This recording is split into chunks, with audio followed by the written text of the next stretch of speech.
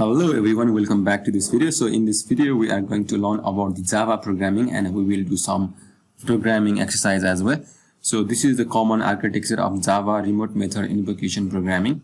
So RMI stands for Remote Method Invocation. So this is an alternative to socket programming. In socket programming, what we do for the data communication is we create a client socket in the client side and we create the server socket in the server side. The server socket will listen to the client request and it receives the client request, it accept and it receive the client request, process the client request and resend the data to the client. What happens in the Java RMI programming is we create some Java objects in the server side and we export those Java objects for communication between the client and the server, and then we registered those objects into the Java RMI registry. So this is the main core part where RMI handled all the sending and receiving of data between the server and the client when client directly reference the method of the exported object by looking into the RMI registry.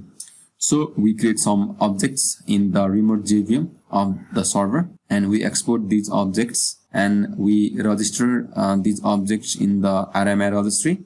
Client will look and get the reference of those exported objects from the RMI registry.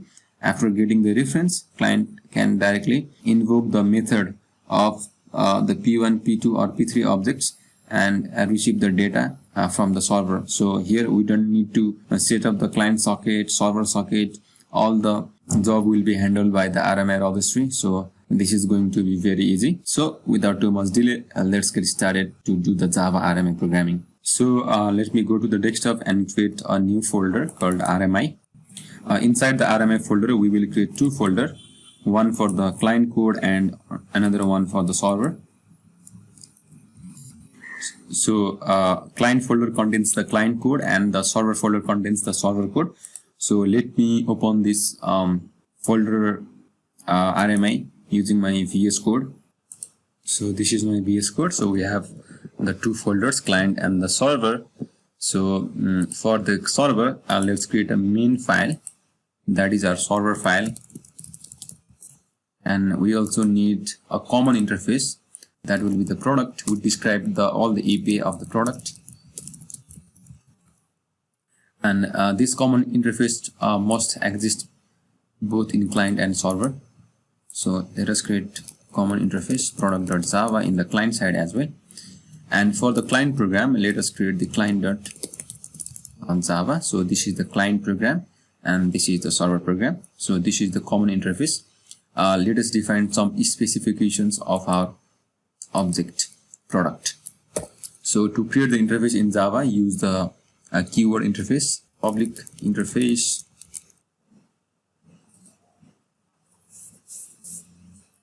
and this interface must extend from the remote class, extends remote, and let us import remote class from java.rmi.remote. And let us define some APIs here so that client can use these APIs to communicate with server. So API indicates for the methods of our class product. So I'm going to define a name, description and price attributes. So the API will be get name, get description and get price. So get name, and every methods needs to throw the remote exception. So this is the rule for the Java RMI exception. So we don't create a body here. So we will implement the body for each and every methods in our another class that will be our product IMPL class. Later we will create it. So similarly create other APIs as well, or the method get description, throws remote exception, public double get price, throws remote exception. So to implement this interface, let us create another file, implementation file, that will be product impl.java.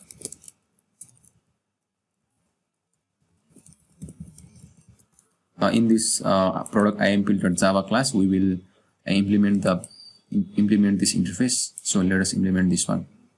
So the class file name is product IMPL, so we need to create public class product. So we are going to create an implementation class for product interface.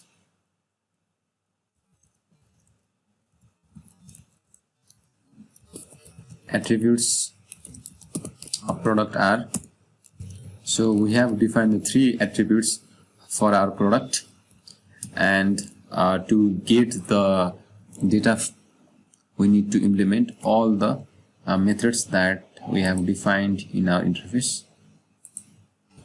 Similarly, implement a get description method as well. So we have implemented all the methods that is defined inside the product interface. So let us create a constructor. The access modifier for the constructor will be public, and the name will be the name of the class.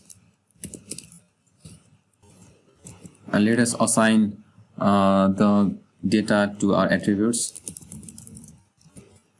And the important thing is, constructor also need to throw a remote exception. That is the rule of Java RMI. So let us import remote exception as well.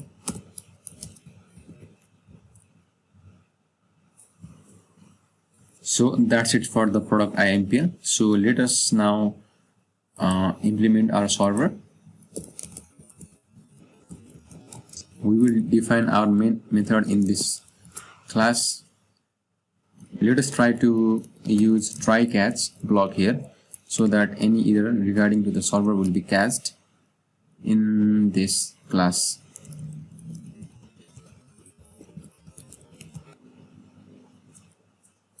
Let us create some product objects.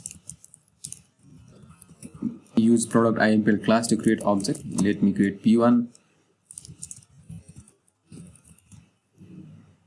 So the first parameter is the name of an object. So we are done with the creating of objects. Let us export this object using the unicast remote object class.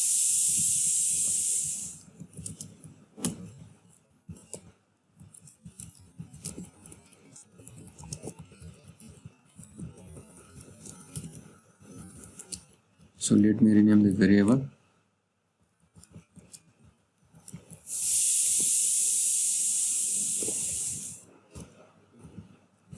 So we have the export object method in unicast remote object class. So we need to export the class so that it can create the stub, so that stub is used to communicate with the client. The type of stub will be the product, and we need to cast product IMP into product.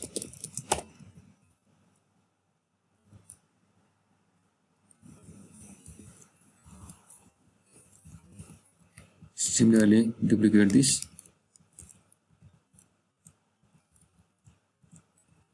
P1, P2, P3, P4. So the 0 indicates the port number that will be used by the RMI registry and the solver to communicate. So after exporting this class, register the exported class in RMI registry with some name.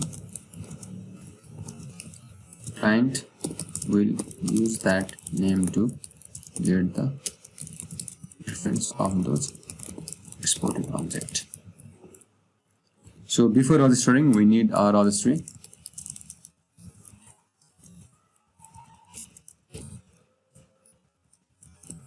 Object. So here we have used unicast remote object. Let us import that one.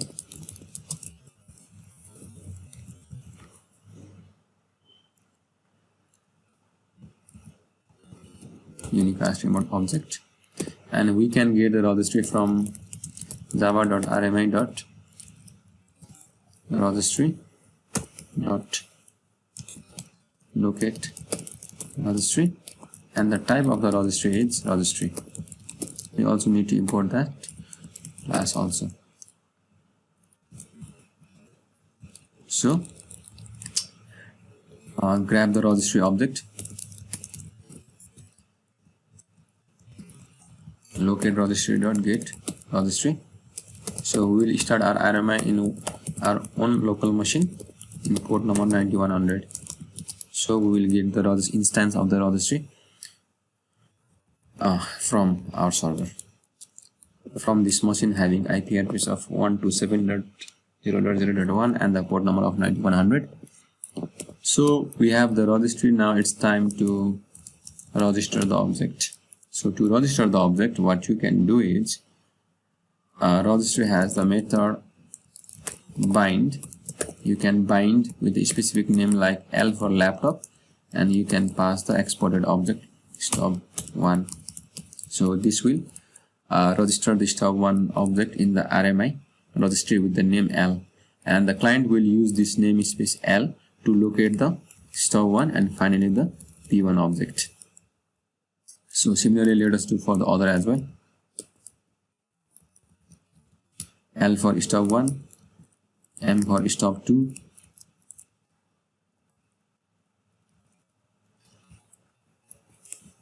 P for stub3,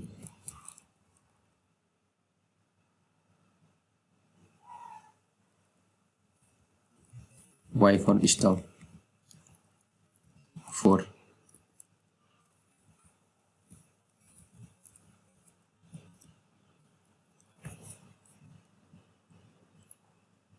So that's it for the server. So one important thing is we need to set the host name.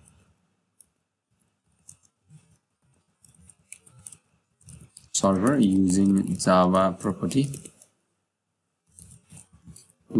To do that, what you can use is you can use the system class and set property method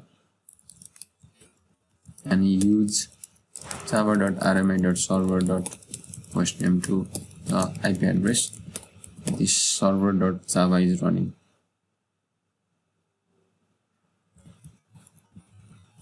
Now let us do the compilation of all the classes that is inside the server folder.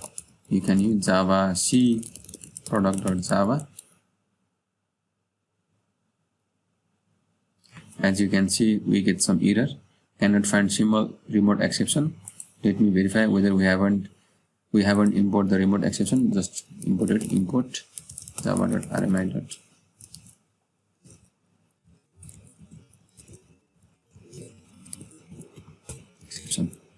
And let us compile it again. So just use get name as the capital N, Java C product.java. As you can see, we have compiled that one. Again, let us verify product impl.java. So name, get name, here we have capital N, that's okay. Java C product impl.java. We have successfully compiled product impl. Now it's time to compile solver.java. So as you can see, we have some error at line number 10. We have used colon rather than semicolon. Let me verify this one. And let us recompile it again. Java C solver.java. As you can see here, class registry registry registry, import java.rmi.registry.registry. Let me verify that one. Import java.rmi.registry.registry. That's look okay. It says package java.rmi.regis. So we have some typo here. Import java.rmi.regis t ry registry. Java C server.java.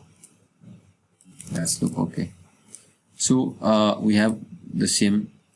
Just I can copy the code from product.java from the server folder to the client, because that is the exact same code that the server and client share to know the API of the exported object. And now it's time to implement the client.java. So client.java is the main file where the main method resides. So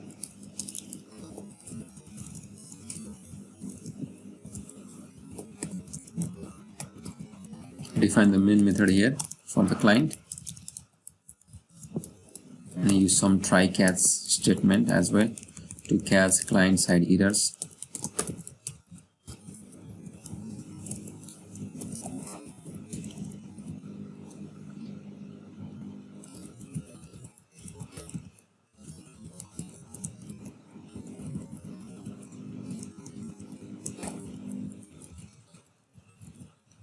So the first step that we will do is we get the reference of the exported object from the RMI registry.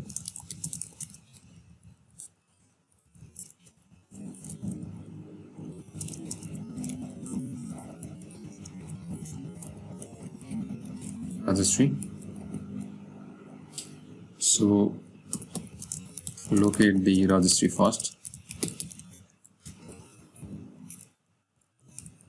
Registry is equal to locate registry dot get registry. So we are running our registry in the localhost machine at port 9100. So we'll get the reference of the registry from that machine through the port number 9100. And after that, we will get the reference of those exported objects. So registry has the lookup method, registry dot lookup. We can look up using the namespace like L, and then we can get the reference of that object. The type of that object is product type, and we will assign it in a variable product laptop like this. Similarly, we can get the reference of another object using the registry.lookup method, and for mobile you can use M. And we need to cast this object into the type product, and we can assign this in a variable mobile, and the type of this data is the user defined type, that is product. Similarly, you can do for other exported objects as well. For, as you can see here, we have laptop, mobile, and charger, and the for bike we can use B. We need to recompile this server.java file again because we have changed the namespace. Java C server.java. So let's move to the client.java code. We can get laptop, mobile. For charger, I can use the name charger as a variable name, and for bike. For mobile M, for charger C, and for bike B. Let us verify this code LMCB with the exported namespace LMCB. That's look okay. So now after getting the reference, we can directly call the methods and invoke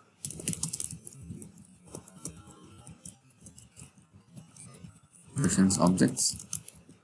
To invoke the method, just I can directly use laptop.get name, laptop.get description, laptop.get price, and we can also print this using system.out.println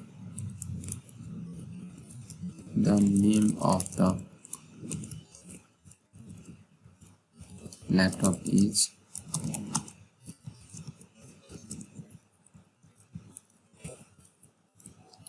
similarly. You can do the same thing for description as well.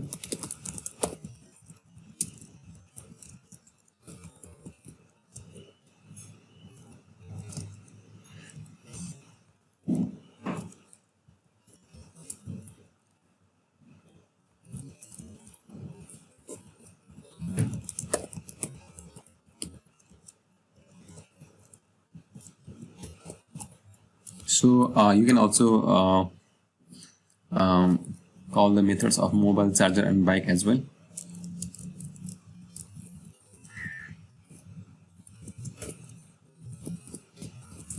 Get name,